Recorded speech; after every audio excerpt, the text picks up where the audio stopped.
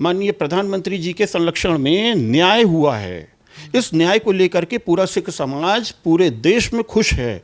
क्यों? क्योंकि हमारे परिवार के लोग कट गए, मर गए, जल गए। कौन भुक्तभोगी है? हम लोग भुक्तभोगी हैं। किसने हमको न्याय दिया?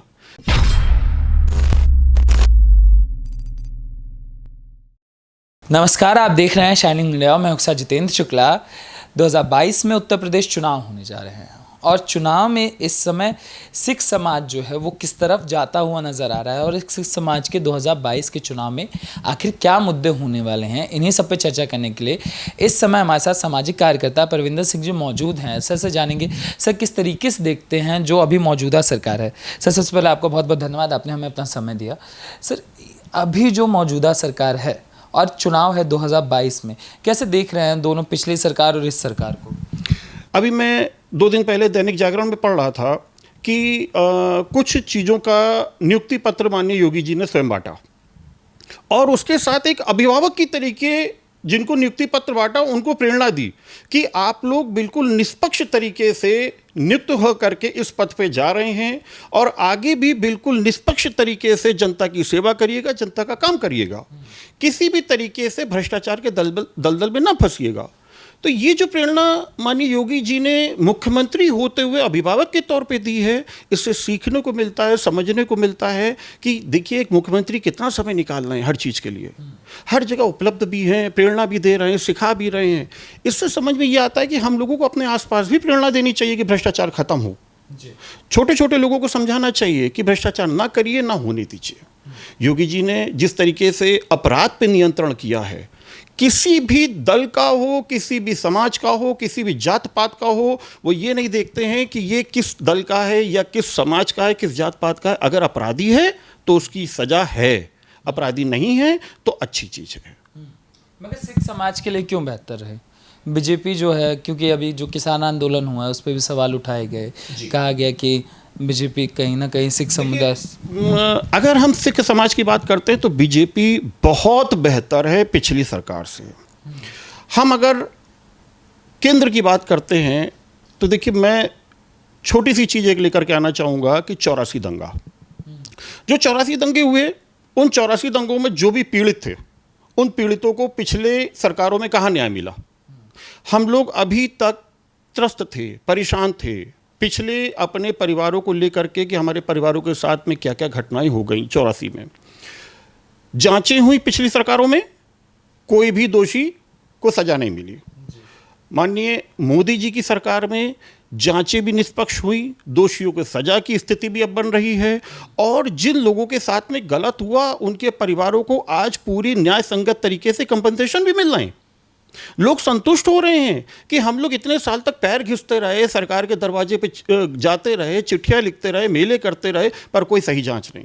माननीय प्रधानमंत्री जी के संरक्षण में न्याय हुआ है।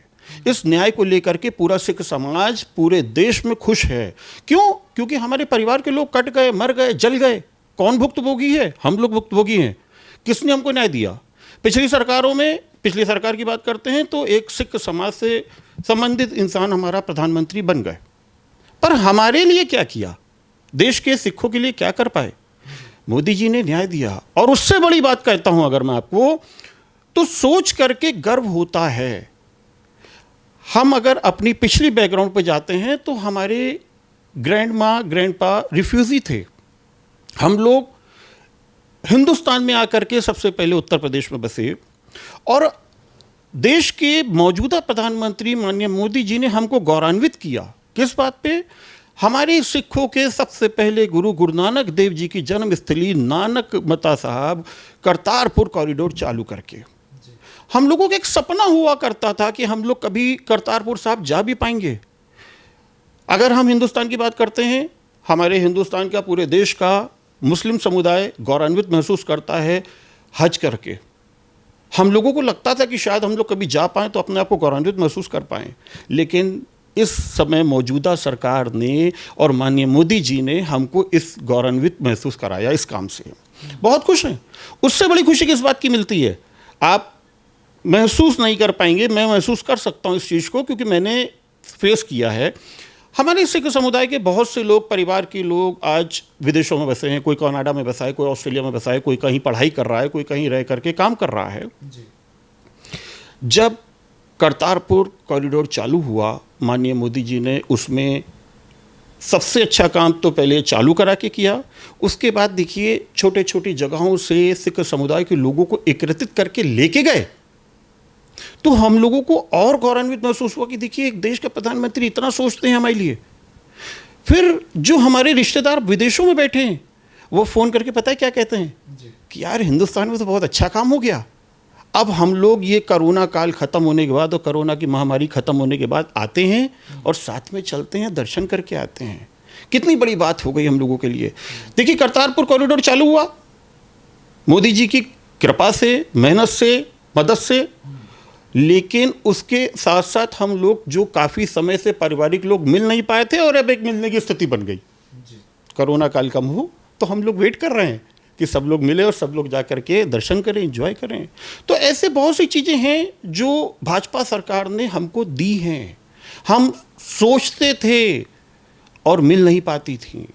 मैं अगर सच कहूँ तो आने वाली पीढ़ियों में हम गौरवान्वित होते हुए कहेंगे कि भाई हिंदुस्तान में, भारत में एक प्रधानमंत्री थे नरेंद्र मोदी जी या हैं, जिन्होंने हमको ये सौभाग्य दिया कि हम नानक मता साहब और करतारपुर जा कर के दर्शन कर पाए। सर, जो विपक्ष की परिस्थिति है उसको आप कैसे देखते हैं? आपने कहा चलिए पक्ष सही है, मगर विपक्ष अपनी परिस्थिति को निभा रहा है कि नहीं निभा रहा है?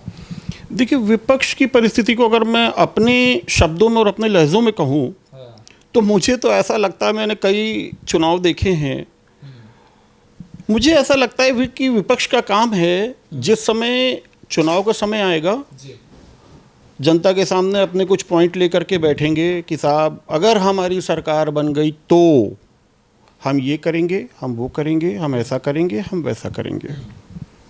सबसे पहले ही कंडीशन लगा देंगे साहब कि बन गई तो, और अगर सरकार नहीं बनती है तो उसके नीचे ये डिक्लेयर नहीं करते हैं कि हम 4.5 साल के लिए सोने चले जाएंगे। 4.5 साल बाद जब चुनाव की तैयारी शुरू होती है फिर जागेंगे तो कोई दल उठा करके ब्राह्मणों का मुद्दा लेके बैठ जाएगा, कोई दल उठा करके मुस्लिम भाइयों का मुद्दा लेके बैठ जाएगा। और जैसा कि अभी आपने थोड़ी देर पहले कहा कि विपक्ष कह रहा है कि भाजपा सरकार ने सिखों के प्रति कुछ किया नहीं या माइनॉरिटी के प्रति कुछ नहीं किया, तो कोई दल ऐसी बातें करने लगेगा। एग्जैक्टली देखा जाए तो विपक्ष का काम क्या है? क्या 4.5 साल सोना और आखिरी के 6 महीने पे वादों की बातें करना और उसके बाद गायब हो जाना? वो जनता बेवकूफ़ है जिसने उसको विपक्ष में भी पहुंचाया, पक्ष में नहीं पहुंचाया चूंकि उस काबिल नहीं समझा, लेकिन जिसने विपक्ष में भी पहुंचाया तो उसके प्रति इनका कोई दायित्व नहीं है। अभी पीछे कोरोना काल की बात आप देखिए, तो जैसे ही कोरोना शुरू हुआ 2020 में, मैं टीवी पे माननीय प्रधानमंत्री जी की स्पीच देख रहा था, तो उन्होंने प्रेरित किया कि सक्षम वर्ग के लोग अपने आसपास तक का ध्यान दें, अपने आसपास के लोगों का ध्यान दें, जो सहयोग, जो मदद कर सकें वो करें। उससे प्रेरित होकर के मैंने भी समाज में थोड़ी बहुत सेवा करी, लेकिन मैं ये देख रहा था, ढूंढ रहा था कि ना विपक्ष के बड़े नेताओं ने अपने कार्यकर्ताओं को, अपने नेताओं को कहीं लगाया, ना उन्होंने कुछ किया। कहाँ थे सब? बात विपक्ष की अगर आती है तो साहब हम ये समझते हैं कि सिर्फ और सिर्फ इनका काम यही है कि आखिरी में उठिए, वादे करिए, बन गई सरकार तो देखा जाएगा, नहीं बनी तो फिर सोने का मौका तो है ही है। मेरे को लगता है कि विपक्ष का काम, अगर पक्ष में आकर के सरकार चलाने की जिम्मेदारी नहीं मिली है तो विपक्ष के इतना दायित्व तो है कि कम से कम सरकार को सहयोग करें, जनता की सेवा में, अच्छे कामों में, मदद में सहयोग करें। ये नहीं कि सिर्फ उंगली उठाते रह जाएं, वो भी झूठे मुद्दों पर डिस्टर्ब करते रह जाए, समय बर्बाद करें। ये काम विपक्ष का नहीं है। विपक्ष को अपना दायित्व समझना चाहिए। चल ठीक है, हम यूपी के विपक्ष की बात हो गई, मगर अभी दिल्ली के विकास पुरुष जो हैं अरविंद केजरीवाल, वो एंट्री मार रहे हैं। ऐसा बताया जाता है कि सिख कम्युनिटी में उनका प्रभाव है, तो उनके बारे में आपका क्या ख्याल है? देखिए, अरविंद केजरीवाल जी की बात करते हैं और आप सिख कम्युनिटी की बात करते हैं तो रेल की 2 पटरियां आप एक साथ कर रहे हैं, वो भी उत्तर प्रदेश के सिख। दिल्ली एक ऐसा राज्य है जो मेरा अपना ओपिनियन है जहाँ पे कई जगहों के लोग अपनी जीविका चलाने के लिए पहुँचे हुए हैं। दिल्ली में अगर केजरीवाल जी राज कर रहे हैं, सरकार चला रहे हैं, जो कि अभी मैं पीछे देख भी रहा था कि डगमगा रही है। केजरीवाल जी ने कह दिया फ्री बिजली ले लो, फ्री पानी ले लो, महिलाओं को फ्री बस की यात्रा मिल गई। उसके बाद में अभी केंद्र सरकार को इन्होंने लेटर लिखा जो कि सोशल मीडिया पे हम लोगों ने देखा कि फाइनेंस मिनिस्टर से रिक्वेस्ट करी कि हमारी प्रदेश की सरकार इतने घाटे में चल रही है, हमारे पास सैलरी देने के लिए पैसा नहीं है, हमें इतना लोन अवेलेबल करा दिया जाए। अगर हम प्रोफेशनल वे में देखते हैं, उस वे से देखिए तो ऐसा कौन सा सिस्टम है साहब कि आप एक तरफ फ्री बांटते रहिए, दूसरी तरफ लोन लेते रहिए।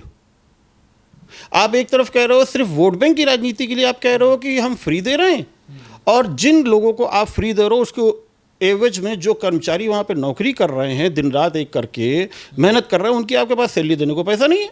उसके लिए आप घूम फिर करके केंद्र सरकार पर डिपेंड हो गए, फिर आप भाजपा पे डिपेंड हो गए। तो सीधे खुल के आइए ना, कहिए कि भाजपा हमको पाल रही है, भाजपा हमें दे रही है, इस जनता की सैलरी भाजपा दे रही है, ये कहिए ना, तब तो अच्छा लगे। अब आप बात करते हो अगर उत्तर प्रदेश में, तो साहब उत्तर प्रदेश में किसी को फ्री की ज़रूरत नहीं है। उत्तर प्रदेश में ज़रूरत है न्याय की, उत्तर प्रदेश में ज़रूरत है सुविधाओं की, वो सुविधाएं योगी सरकार प्रोवाइड करा रही है। फ्री नहीं चाहिए साहब, जो चाहिए वो अवेलेबल है। फ्री की राजनीति यहाँ नहीं चलेगी।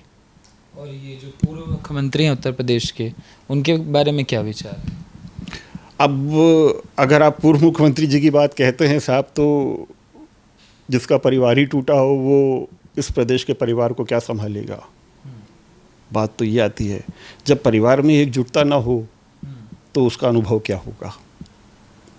बातें तो चल रही हैं 350 की, बातें करने में दिक्कत क्या है? हाँ। ये बातें नहीं हैं, हाँ। ये भ्रमित करने वाली चीज़ें होती हैं। भ्रमित तो करेंगे ना थोड़ा बहुत, ये बातें नहीं आती हैं। इन बातों का कोई फ़ायदा नहीं है, कोई लेना देना नहीं है। फिर वही कहूँगा कि जब परिवार नहीं चला पाएगा एक शख्स, तो फिर पार्टी कैसे चलेगी और फिर सरकार कैसे चलेगी। एक आपने जिक्र किया था कि घेरने की बात जो हो रही है, तो क्या लगता है ये जो आंदोलन है जो चल रहा है दिल्ली के बॉर्डर एरियाज़ में, अगर ये लखनऊ आता है, क्योंकि राकेश टिकैत ने कहा है कि हम आके लखनऊ को भी घेरेंगे और जहाँ जहाँ बीजेपी की सत्ता है उन्हें गिराया जाएगा, और आपको क्या लगता है इससे कितना प्रभाव पड़ेगा?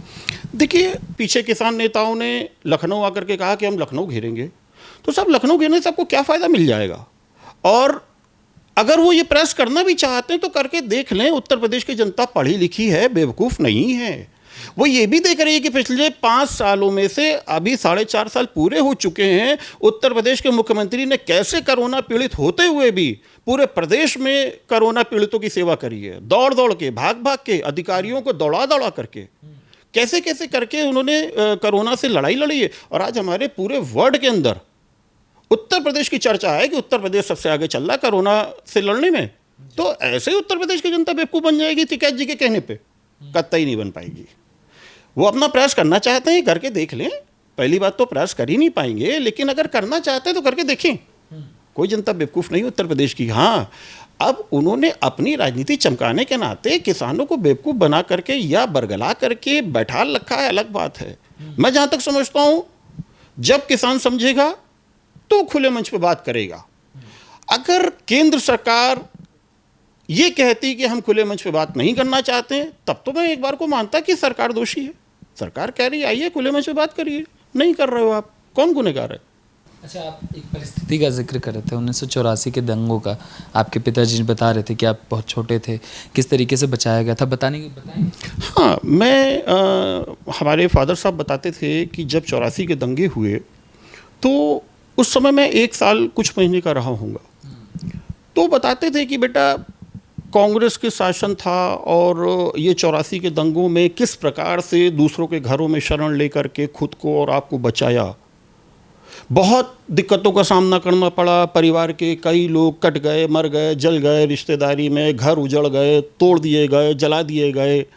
तो उन सारी परिस्थितियों में फिर से उनको सरवाइव करने में बहुत समय लगा, बहुत मेहनत करनी पड़ी, जिसकी वजह से अगर मैं सच कहूँ तो हम लोग बहुत पीछे हुए। हम अपनी पर्सनल बात करें तो हम लोग बहुत पीछे हो गए। जो लोग पीड़ित हुए वो पीछे हुए, लेकिन फिर भी हम लोग खड़े हुए।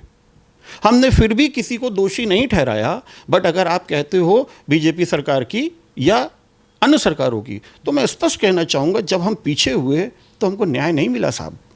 हमको न्याय जिसने दिया हम उसकी बात करेंगे। मैं पहले आपसे कह चुका हूँ, मैं कोई राजनीति से रिलेटेड पर्सन नहीं हूँ, लेकिन मैं सही और गलत की बात करता हूँ। तो सही बीजेपी ने किया, हम सीधे सीधे बीजेपी की तरफ हैं।